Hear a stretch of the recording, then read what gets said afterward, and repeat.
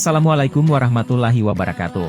Salam guru penggerak. Perkenalkan saya Fenil Parawansa, calon guru penggerak, Angkatan 9, dari SMK Negeri 1 Wera, Kabupaten Bima Provinsi Nusa Tenggara Barat, dengan fasilitator, Bapak Zohri Ratna, dan pengajar praktek, Bapak Safrudin MPD.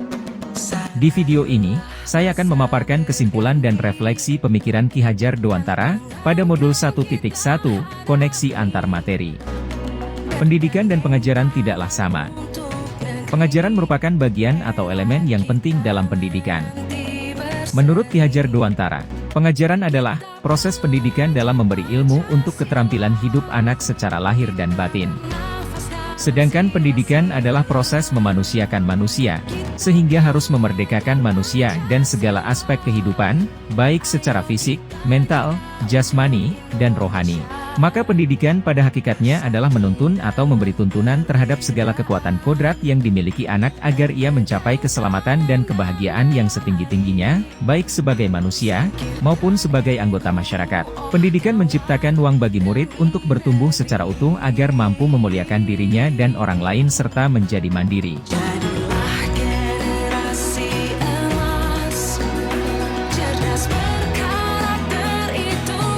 Sebelum mempelajari modul 1.1 tentang pemikiran Ki Hajar Dewantara, pembelajaran yang saya lakukan hanya sebatas transfer materi pelajaran saja. Saya menganggap ketuntasan dalam penyampaian materi lebih penting daripada memahami karakteristik murid. Biasanya saya hanya melihat nilai murid hanya dari aspek kognitif saja. Misalnya saat mereka mengerjakan soal berupa tugas atau ulangan harian. Jika nilai murid sudah mencapai KKM, maka dinyatakan bahwa pembelajaran sudah berhasil. Selain itu, saya pun beranggapan bahwa murid hanya sebagai objek pembelajaran, sehingga pembelajaran terpusat pada guru atau menggunakan metode teacher center. Sebelumnya, saya tidak mempedulikan apakah murid sudah benar-benar paham dari apa yang saya ajarkan atau tidak. Karena fokus utama saya, lebih ke ketercapaian materi. Mengingat materi yang saya ajarkan cukup pada tiap semesternya. Saya pun hanya meminta siswa untuk menghafal materi yang saya ajarkan, tanpa memikirkan bagaimana cara agar materi tersebut dapat dipahami dengan sepenuhnya. Sehingga saya pun sering merasa gagal dan mengeluh jika banyak murid yang tidak tuntas setelah melakukan evaluasi.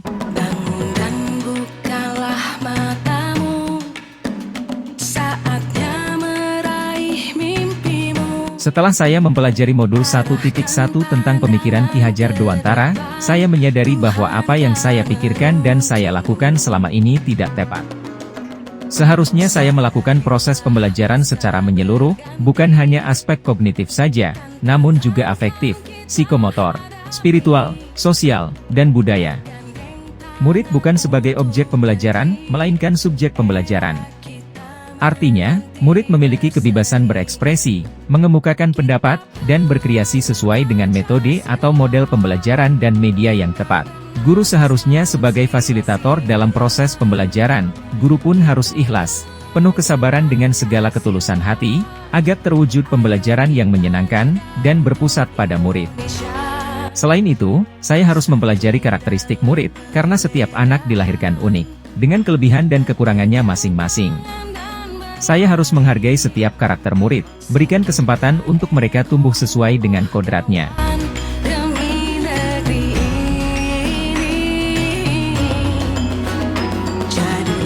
Yang dapat segera saya terapkan dalam pembelajaran di kelas antara lain, merancang pembelajaran yang interaktif dan menyenangkan dengan melibatkan murid sesuai dengan metode student center.